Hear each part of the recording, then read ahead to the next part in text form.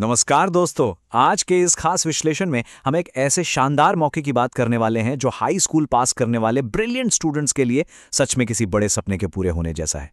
हम बात कर रहे हैं Indian Navy 10+2 B Tech cadet entry scheme 2026 की। जरा सोचिए, एक तरफ एक टॉप क्लास इंस्टीट्यूट से पूरी तरह से मुफ्त इंजीनियरिंग की डिग्री मिल रही है और दूसरी तरफ इंडियन नेवी में परमानेंट कमीशन ऑफिसर बनने का सीधा रास्ता खुल रहा है। यह अपॉर्चुनिटी अपने आप में एकदम बेजोड़ है। तो चलिए बिना किसी देरी के इसे डिटेल में समझते हैं। तो देखिए, जनवरी 2027 वाले इस कोर्स को अच्छी तरह से समझने के लिए हम इन 5 अहम बातों पर गौर करेंगे। पहला, नौसेना का यह शानदार मौका। दूसरा, 60 वैकेंसीज का पूरा ब्रेकडाउन। तीसरा, इसकी बेहद सख्त एलिजिबिलिटी और एज लिमिट। चौथा, 4 स्टेप्स वाला सिलेक्शन प्रोसेस। और आखिर में सबसे जरूरी, एप्लीकेशन की अहम तारीखें। चलिए शुरू करते हैं। शुरुआत करते हैं हमारे पहले पॉइंट से, परमानेंट कमीशन्ड ऑफिसर बनने का ये पूरी तरह से स्पॉन्सर्ड रास्ता। इंडियन नेवी का एकदम साफ कहना है कि ये एक फुल रेजिडेंशियल 4 साल का बीटेक कोर्स है जिसका सारा का सारा खर्च नेवी खुद उठाएगी। जी हाँ, बिल्कुल सही सुना आपने। इसका सीधा सा मतलब ये है कि जो भी कैंडिडेट सिलेक्ट होंगे ना, वो बिना किसी एजुकेशन लोन या कर्ज के अपनी इंजीनियरिंग पूरी करेंगे। और ये ट्रेनिंग होगी कहाँ? केरला की बहुत ही प्रेस्टिजियस इंडियन नेवल एकेडमी यानी INA एजिमाला में। और सबसे कमाल की बात तो ये है कि 4 साल की इस जबरदस्त ट्रेनिंग के बाद कैडेट्स को सीधे JNU जवाहरलाल नेहरू यूनिवर्सिटी की तरफ से बीटेक की डिग्री मिलेगी। एकदम शानदार है ना? चलिए अब बढ़ते हैं दूसरी अहम जानकारी की तरफ। ये 60 वैकेंसीज आखिर किन टेक्निकल ब्रांचेस के लिए हैं? अब जरा इस नंबर 60 पर गौर कीजिए। पूरे देश में से जनवरी 2027 के इस कोर्स के लिए सिर्फ और सिर्फ 60 कैंडिडेट चुने जाएंगे। ये नंबर अपने आप में बताता है कि स्कीम कितनी एलीट और एक्सक्लूसिव है। अगर कोई भी कैंडिडेट इन 60 में अपनी जगह बना लेता है तो यकीनन वो देश के सबसे बेहतरीन और ब्रिलियंट युवाओं में गिना जाएगा। तो ये 60 सीटें बटी कैसे हैं? एकदम बराबर। 30 सीटें मैकेनिकल इंजीनियरिंग के लिए हैं और बाकी 30 इलेक्ट्रॉनिक्स एंड कम्युनिकेशन इंजीनियरिंग के लिए रिजर्व्ड हैं। लेकिन यहां एक बहुत ही जरूरी पॉइंट है जिस पर हमें ध्यान देना है।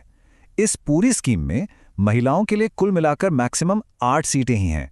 मतलब दोनों स्ट्रीम्स को मिला लें तो ज्यादा से ज्यादा 4 महिला कैंडिडेट्स ही चुनी जा सकती हैं। और हाँ, यहां एक बहुत ही इंटरेस्टिंग मेरिट बोनस भी है।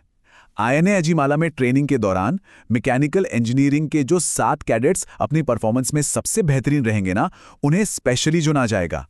इन टॉप 7 कैंडिडेट्स को naval architecture and ship building में एडवांस बीटेक ट्रेनिंग के लिए सीधे NCW कोची भेज दिया जाएगा। ये उन कैडेट्स के लिए एक एक्स्ट्रा सम्मान और करियर में बहुत बड़ा जंप है। अब बात करते हैं तीसरे और सबसे क्रिटिकल पॉइंट की, इसकी स्ट्रिक्ट एलिजिबिलिटी और एज लिमिट। ये ऐसी शर्तें हैं जिन पर कोई समझौता नहीं होता। तो सबसे पहली और पक्की शर्त यह है कि सिर्फ अनमैरिड पुरुष और महिला कैंडिडेट्स ही अप्लाई कर सकते हैं। पढ़ाई की बात करें तो 12वीं में फिजिक्स, केमिस्ट्री और मैथ्स PCM में कम से कम 70% एग्रीगेट मार्क्स होने ही चाहिए। इसके साथ 10वीं या 12वीं में इंग्लिश में मिनिमम 50% मार्क्स भी जरूरी हैं।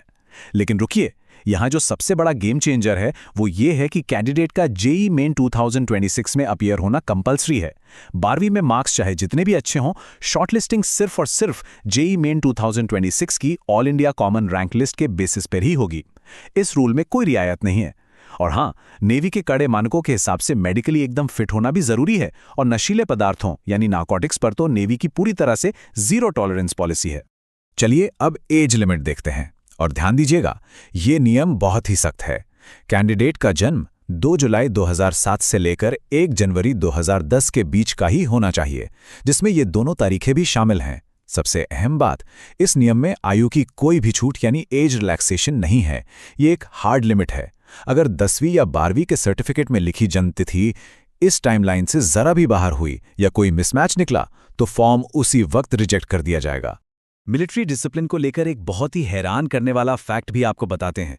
अगर कोई कैंडिडेट अपनी ट्रेनिंग के दौरान शादी कर लेता है तो उसे तुरंत सर्विस से डिस्चार्ज कर दिया जाएगा। और बात सिर्फ यहां खत्म नहीं होती, उस कैडेट को अपनी ट्रेनिंग पर हुए अब तक के पूरे खर्च की एक एक पाई सरकार को वापस लौटानी पड़ेगी। ये रूल साफ बताता है कि इंडियन नेवी अपने कैडेट से किस हाई लेवल के डिसिप्लिन और कमिटमेंट की उम्मीद करती है। अब आते हैं हमारे चौथे अहम हिस्से पे, 4 स्टेप्स वाला सिलेक्शन प्रोसेस। आखिर नेवी अपने इन एलीट ऑफिसर्स को चुनती कैसे है? ये पूरी प्रोसेस 4 स्टेप्स में चलती है।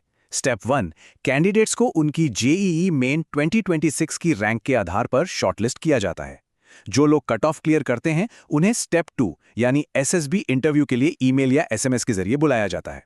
ये बहुत ही टफ और इंटेंसिव इंटरव्यूज सितंबर 2026 से बैंगलोर, भोपाल, कोलकाता या विशाखापट्टनम में शुरू होंगे। वैसे एक अच्छी बात यह है कि जो लोग पहली बार एसएसबी देने जा रहे हैं उन्हें एसी 3 टियर ट्रेन का किराया रिफंड कर दिया जाता है। इसके बाद जो एसएसबी पास कर लेते हैं वो पहुंचते हैं स्टेप 3 में, कड़ा मेडिकल एग्जामिनेशन, जहां फिटनेस को लेकर कोई कॉम्प्रोमाइज नहीं होता।